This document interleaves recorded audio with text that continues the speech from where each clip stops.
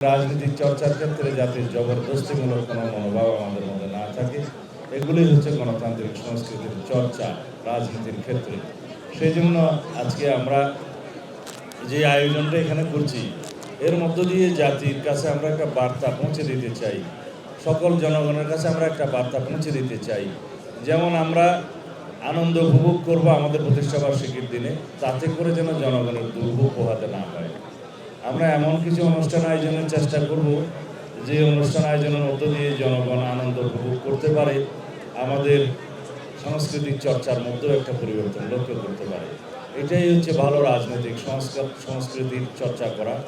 আমরা সবসময় বলি যে রাজনীতিতে গুণগত পরিবর্তন আনতে হলে ভালো রাজনৈতিক আদর্শের উপস্থাপন করতে হবে, ভালো রাজনৈতিক সংস্কৃতির চর্চা করতে হবে, লালন করতে হবে।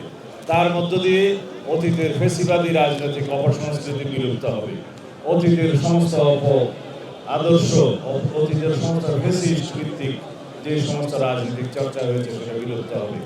যদি আমরা ফেসিবাদের পুনরুত্থান না চাই, যদি আমরা স্বৈরতান্ত্রিক ব্যবস্থার পুনরুত্থান না চাই, তাহলে পরে আমাদেরকে ভালো রাজনৈতিক চর্চা, ভালো আদর্শিক রাজনৈতিক স্থাপন এবং লালন করতে হবে। এই গণতান্ত্রিক সংস্কৃতির চর্চার মধ্য দিয়ে আমরা এমন একটা স্তরে একদিন উন্নীত হব ইনশাআল্লাহ, যেদিন বাংলাদেশে আর কোনোদিনই ফেসিবাদ এবং স্বৈরতন্ত্রের উৎপত্তি হওয়ার কোনো সুযোগ থাকবে না।